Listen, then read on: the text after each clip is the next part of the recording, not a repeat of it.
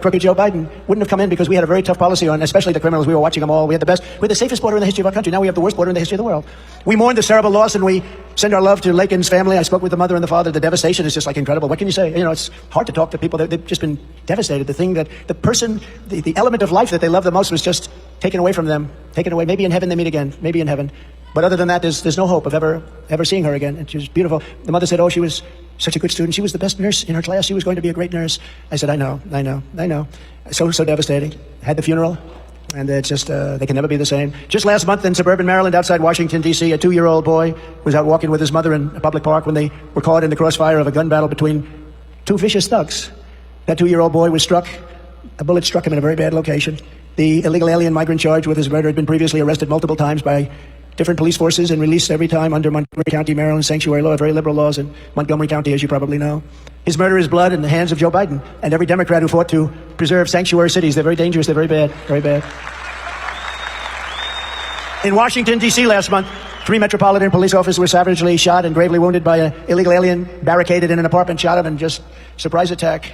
And you know, 3 weeks ago, a young man who worked for me in the White House, fantastic young man, was carjacked, and rather than saying, get out of your car, he just shot him right through the head and killed him. Almost instantly, died the following day. Great person. Everybody that was in my administration, they loved him. The wife, the family. The wife was walking to the car. He was picking up the wife where she worked, and this guy came up, wanted the car, and shot him, and he died right in front of the wife. And this is our capital. We're going to change it. We're going to change it around. We're going to be so tough. And last year, a sadistic illegal alien released by crooked Joe Biden was arrested for raping an 11-year-old girl in Texas and strangling her to death after knocking on the door of her home. Her father later discovered her body badly beaten and stuffed under her bed. The father came home and found her like that.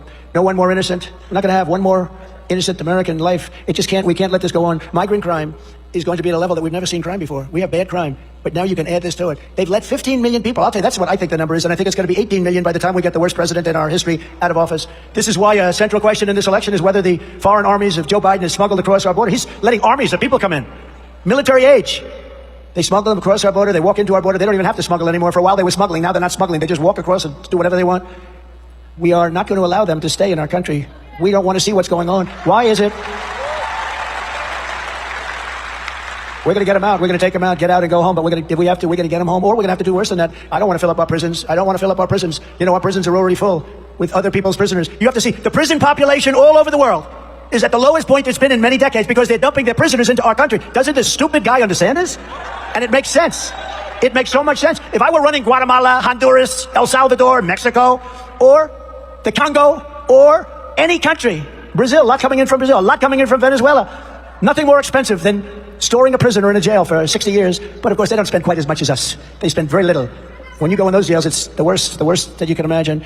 But how does he allow this to happen? Anybody would say it. I said it a long time ago. As soon as I heard what they were doing, I said, oh, they're going to end up emptying. I know all these guys. I know many of them. And they're very streetwise, smart people. You know, they're streetwise. Joe's not streetwise. Joe is just a dumb guy. He's a dumb guy. Nobody respects him. He's lost. And again, I never talked about him until I got indicted 4 times on charges that should have never been brought. These are all Biden indictments. If Joe Biden's illegal alien migrants do not go back to their countries, we will never get our country back. So if you elect Donald J. Trump on November 5th, most important day in our history, remember that. I promise you, they'll be going back to their countries. I don't know if you saw Maduro in Venezuela 2 days ago. They sent many of their criminals and their jailbirds. I'm sure some are fine people, but they all come out of jail. Or they're people that they don't want. They keep the ones they want. You know that, right? They keep a lot of productive people. They're not going to lose them. They're like every other country. You want to have certain people. Maybe you don't want to have others. We don't have a choice because we take everybody's discards. So Venezuela made the statement that we're going to send them out to the United States and we're never going to accept them back. We're never going to accept them back. And when I got to the White House, you remember that, I was met by generals. I said, get these people out, MS-13. They say, sir, they won't allow them back in. I said, yes, they will. I said, no, they won't. El Salvador, Honduras, and Guatemala, 3 countries. And I said, what do you mean they won't? Under the Biden administration, meaning vice president, because he was supposed to be in charge, but everything he's in charge of doesn't work out. His foreign policy is the worst of any human being in history. Look at Afghanistan, the worst. But under Obama and Biden, they couldn't get him back in. And I was told by the general, sir, they won't accept him. I said, which countries? They named those 3 countries. So I say, how much foreign aid do we give them? Sir, we give them approximately $750 million a year. Now that's peanuts compared to what we give others. Okay, we give to everybody. We're stupid. But they give $750 million. So I said, that's all right. They won't take them back, right? Yeah, you watch.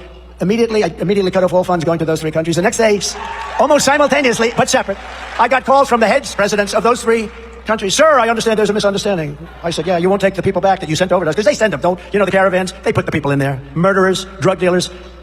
I said, yeah, you don't understand? Well, you understand because you won't let them in. You know, we'd send plane loads of people from Honduras or whatever, other countries too, and they put airplanes on the runway so the planes couldn't land. They closed the road so the buses couldn't go. You couldn't get them in, right? You couldn't get them in. They'd come back to the United States. So stupid. So I said, you immediately cut off all foreign aid. Let them know that effective immediately they don't get $750 million anymore. And I go to the office the next morning, and lo and behold, I have 3 phone calls. Nice guys, look, they're smart. You know, I'd do the same thing. I really would. I'd send everybody, and I wouldn't let them back either. I wouldn't let them back. But if you had a president like me, I said, President, I'd love to have them back because they're not going to have a choice. But I said, stop paying them the $750 million in foreign aid. I get 3 phone calls, separate calls.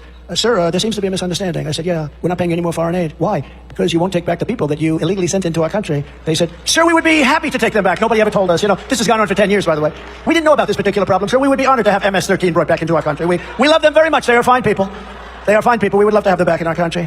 And I solved that problem. And we took in thousands and thousands of gang members. MS-13 in particular, a really vicious gang. They love knives better than guns because it's more painful. They cut people up into they cut 2 beautiful high school kids, 16 years old, walking to school in Long Island. They cut them up into little pieces, and they left them. These are the people that we're allowing into our country. And thank goodness for ICE and Border Patrol and these others. ICE, they're so tough. They took them out by the thousands.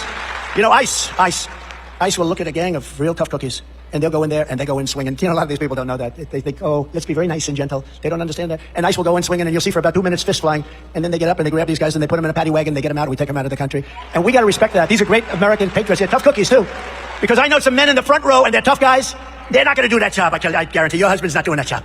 You got to be tough as hell for that. But they're great patriots. They do an incredible job. On day 1 of my administration, I will terminate every open border policy of the Biden administration, and we will begin the largest domestic deportation operation in American history. We have no choice. This is not sustainable by any country.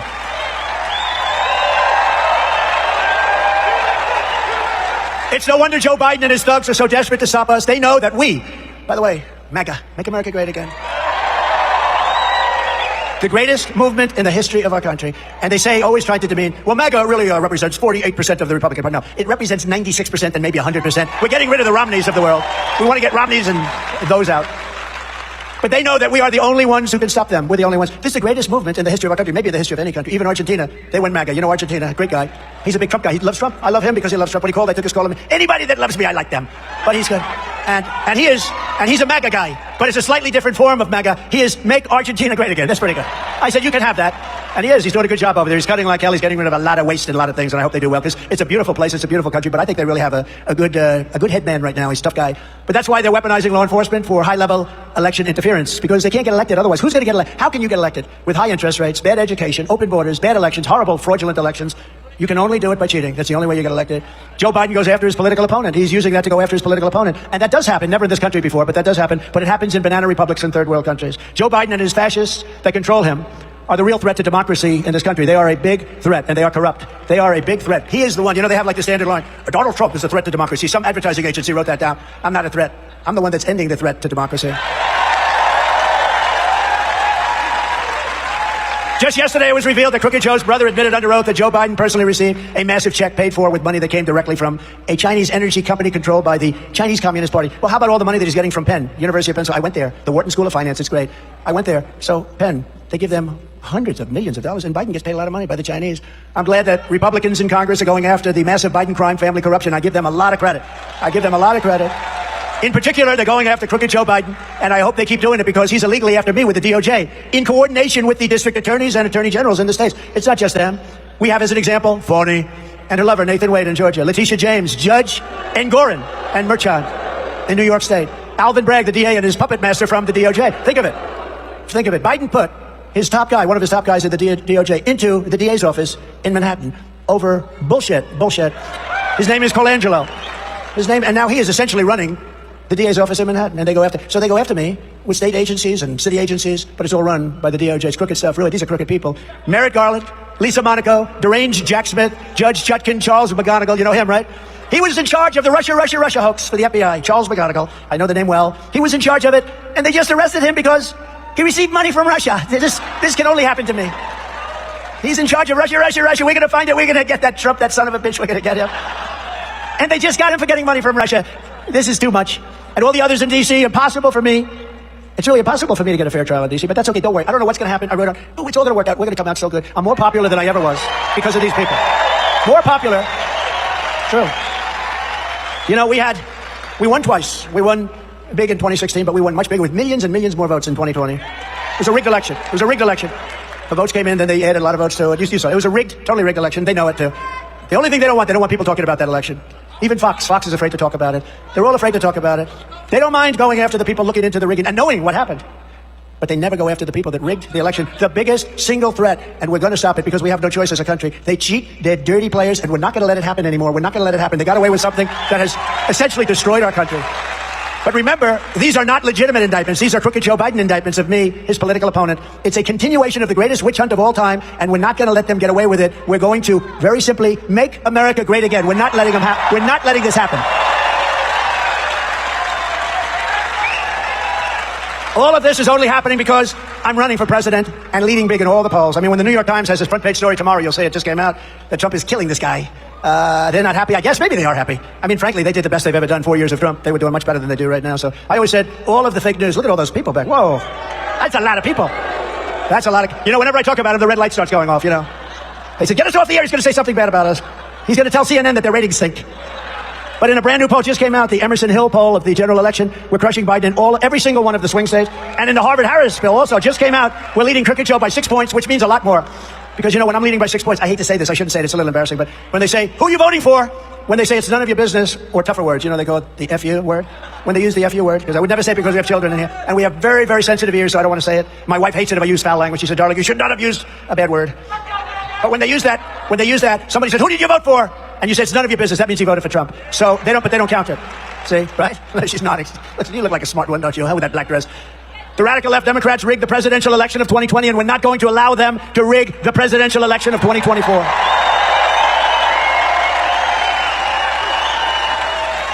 Every time the radical left Democrats, Marxists, communists, and fascists indict me, I consider it a great badge of honor. I'm being indicted for you. I stand before you today.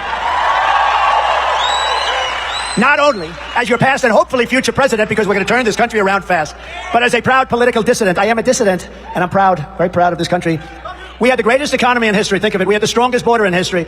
We were energy independent. We were going to be energy dominant. All the things we've done, we did things that we rebuilt our military. We had to give 85 billion of it to the Taliban. How about that? You build brand new equipment. They give it to the Taliban. These people are grossly incompetent. Never forget, our enemies want to take away my freedom because I will never let them take away your freedom.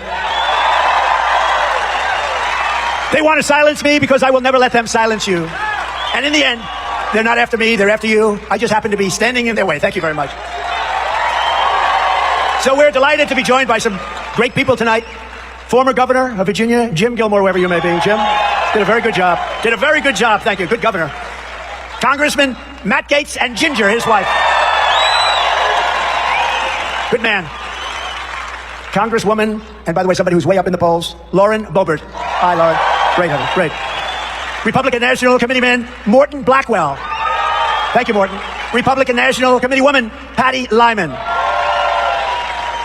Radio host Jeff Katz. Jeff, you were so nice. Whoa. They like you. And radio host John Reed and Alonzo. They like you guys. Wow. I did their shows the other day, and they were so nice to me. I said, I got to announce those guys. That's great. Thank you very much, both. Thank you very much. From the very first day that we take back the White House from crooked Joe Biden, I believe we are going to have the 4 greatest years in the history of our country. One of the people that I defeated along the way was saying that, one of the weaknesses to Trump is that he can only serve 4 years because I've already served 4 great years. Everybody admitted he even said. He said he was a great president. But I said, let him say it again. Let him say it for about a week or so. Then I'll hit him and I said, listen, here's the story. 4 years. I don't need 4 years or 3 years or 2 years or 1 year. I could do almost everything in less than a year. Anybody that needs 8 years, you don't want them to be your president. You don't want them to be your president. In our first term, we had record tax cuts. We had the greatest tax cuts in the history of our country, greater than the Reagan tax cuts. We had the number one in regulation cuts. That's what gave us all those jobs, and rising wages for citizens of every race, religion, color, and creed. All of this with no inflation. We didn't have inflation. It was a beautiful thing. Everyone was thriving under the economic policies of a gentleman known as Donald J. Trump. For our great veterans, we passed VA accountability and VA choice. Nobody thought that was possible. They were trying to do it for 58 years. 58 years. Accountability, we had 9,000 people in there that were sadists and thugs and hated the military people. And our military people aren't in prime time. That happens to a lot of people because they couldn't have touched them in prime time, I guarantee you that. But they'd beat them up and they'd do horrible things, and you couldn't fire them because of the civil service laws. I got that done. And we fired 9,000 horrible human beings. And on choice, we did something for 61 years. They've been after this. They were never able to get it done. I came in, I said, why don't we just let the people, they were waiting for 2 months, 3 months, 4 months just to see a doctor. And they die. They become terminally ill. A lot of things, you could take a pill or you could have a tiny procedure and you'd be okay. But with time, it gets worse and worse and people would become terminally ill. They die. I said, from now on, what we're going to do is if you don't get a doctor within 24 hours, the veterans know because we got a 92% approval rating. The highest before us was 49%, double. You go out, you get a doctor to take care of you, we pay the bill. We negotiated perhaps, but we pay the bill. And we took care of our military, and with the number of deaths were way down. And we got the highest approval rating. And it was a great thing. And you know what? It actually ended up costing us probably, if you look at it, less money. Actually less. But guys, we're waiting for 3-4 months. Can you imagine you're sick and you have to wait for months to see a doctor? We fully rebuilt the U.S. military and created Space Force, and I was the first president in decades who started no new wars. Instead, I brought our troops back home. No new wars. No new wars. We don't need the wars, foreign lands, countries you've never heard of, countries that don't even want us there. No, we were crazy what we did. We had these endless wars that go on for 21, 22 years, spending billions and billions of dollars. If they listened to me with Afghanistan, we would have been back a long time ago. A long time ago. The Taliban, you know that story, but the Taliban, I dealt with Abdul. I said, Abdul, you're killing our soldiers. You're not going to kill any more of our soldiers. On the phone, the press went crazy. They said, why does he speak to Abdul? Because that's where the death was, you know. Jesse James, why do you rob the banks? Because that's where the money is, you stupid people. That's where the death was. I said, Abdul, he's still there. He's the head of the Taliban. He said, you're killing our soldiers. Don't do it anymore because terror will rain down on you. And he called, yes, Your Highness. He called me Your Highness, which is interesting. But he said, yes, I understand. For 18 months, we didn't have one soldier killed in Afghanistan. 18 months. And then we had a rigged election, and this stupid fool took over, and we had that horrible airlift. He said, we'll never have anything like Vietnam. This thing blew Vietnam away with the people on the airplane from 3,000 feet up. They start falling off the plane. Before I even arrive at the Oval Office, shortly after we win the presidency, I will have the horrible war between Russia and Ukraine settled. I know them both very well. And we will restore peace through strength. Get that war settled. It's a bad war. And Putin, you know, has so little respect for Obama that he's starting to throw around the nuclear word today. You heard that, nuclear. He's starting to talk nuclear weapons today. I was waiting for that to happen.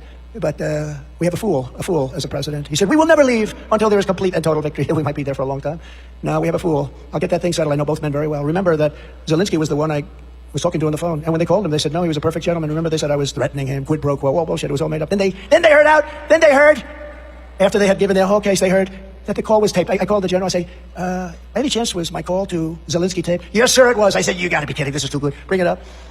And I listened to it, and it was the exact opposite of what they were saying. It was just thank you and congratulations for your win, you know, et cetera, et cetera. It was a perfect phone call. But they had already gone out, and they impeached me over nothing. They impeached me over something where I was right, because I talked about corruption in Ukraine. We actually have a treaty where you are supposed to be keeping that whole thing honest, because it is a very corrupt country. It's got a lot of problems, very corrupt country. With your vote, we will throw out Bidenomics. Biden, he thinks that's a good term, and we will